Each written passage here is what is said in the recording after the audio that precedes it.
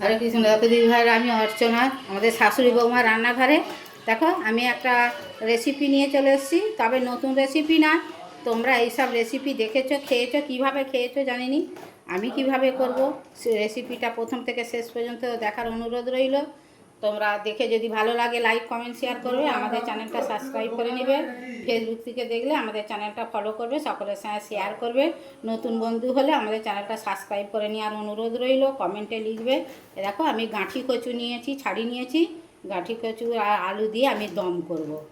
রেখে দিয়েই ভাত খাওয়া যাবে, আমাদের এখন নিরামিষ চলছে।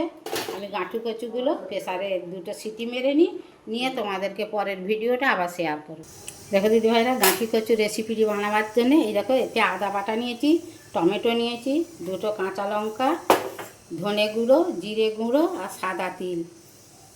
এই মশলাটাই আমি দেবো, আর একটু ওই লঙ্কা গুঁড়ো, হলুদ গুঁড়ো, এই মশলাটা দেবো। ব্যাস, আর কিছু দেবো না। এটা বেটে নিয়ে তোমাদেরকে দেখাবো। দেখো দিদি ভাইরা, আমি একটা কড়া বসিয়ে দিয়েছি। কড়ায় সর্ষের তেল দিয়ে দিয়েছি। একটা শুকনো লঙ্কা দিয়ে দেবো ভেঙে, একটা তেজপাতা দিয়ে দেবো দুখাদি ছিঁড়ে, দুটো গোটা জিরে দিয়ে দেবো,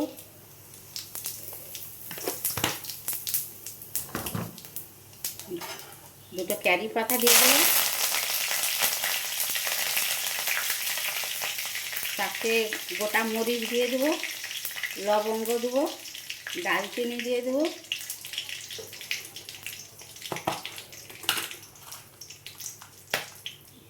চারটে গোটা এলাচ দিয়ে দেবো,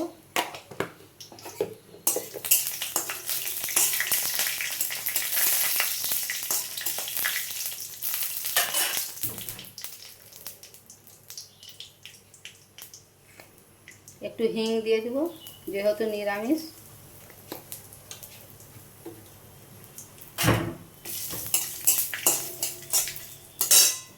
যে মশলাটা বেটে রেখেছি তোমাদেরকে দেখিয়েছি, এইটা দিয়ে দেবো। দিয়ে মশলাটা ভালো করে ভাজবো, তোমাদেরকে আবার পরে শেয়ার করবো। দেখো দিদি ভাইরা, গুঁড়ো মশলা অ্যাড করবো। দেখো হলুদ গুঁড়ো, ঝাল লঙ্কা, কালারের জন্য লাল লঙ্কা, ধনে জিরে আমি এতে দিয়ে দিয়েছি। দিয়ে এইটা আবার আমি মশলাটা কষবো, কষে তোমাদেরকে আবার শেয়ার। দেখো দিদি ভাইরা, মশলাটা আমার সুন্দর কষা হয়ে গেছে। দেখো দানা দানা হয়ে গেছে, তেলও ছেড়ে দিয়েছে। এবারে আমি কচু আর আলুটা যে ভাপিয়ে রেখেছি না, এটা দিয়ে দেবো।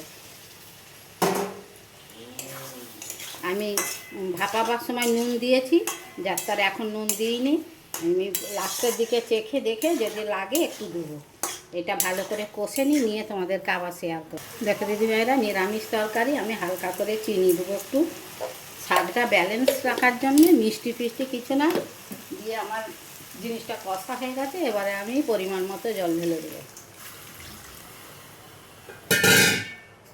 এখানে ভাপাবার গরম জলটা আছে, গরম জলটা সিদ্ধ দিয়ে দেবো।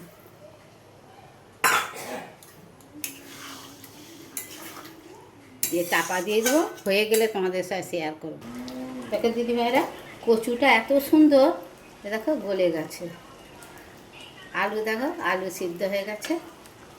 রেসিপিটা প্রথম থেকে শেষ পর্যন্ত দেখিয়ে দিয়েছি। তোমরা নিরামিষের দিনে এইরকম করে খাবে, দেখবে মাছ মাংস খেতে ইচ্ছা করবে না। দুটো ভাজা গরম মশলা মিক্স করা আছে, ছড়িয়ে দেবো। দেখো একটু এই দিয়ে দেবো গা ঘি, যেহেতু নিরামিষ একটু গা ঘি দিয়ে দেবো, দিয়ে নেড়ে নামিয়ে নেবো।